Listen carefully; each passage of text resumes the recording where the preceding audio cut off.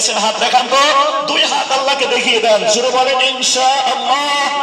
লিল্লাহি তাকবীর, লিল্লাহি তাকবীর। আল্লাহ পাক আপনাদেরকে কবুল করুন, বলুন আমিন। সর্বশেষে যে আয়াতটা পড়ছি কোরআনে কারীম থেকে, আপনি কোরআনে কারীম স্টাডি করলে আপনি পড়বেন সূরা সফ।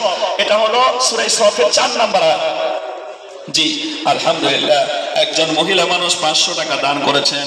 ও মাওলা কবুল করুন। হাফিজে কোরআনের সাথে তাদের সুপারিশের মাধ্যমে কিয়ামতে যেন আল্লাহ জান্নাত দিয়ে দেন, সকলে বলেন আমিন।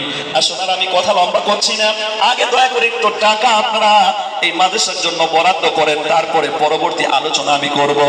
আসেন, 500 টাকা অথবা 200 টাকা, 1000 টাকা, 100টা লোক দাঁড়ায় যান যে আমি 1000 করে টাকা এই নবীর মাদ্রাসায় দিয়ে কিয়ামতে হাফিজ সাহেবের সুপারিশের মাধ্যমে আমি আল্লাহ চিরন্তর জান্নাতে যাব। আসুন, 100 জন লোক চলে আসেন, 500 টাকা এবং 1000 টাকা করে দান করবেন। আমি মুসাফির লোক, মুসাফিরের দোয়া আল্লাহ ব্যর্থ করে না। আল্লাহ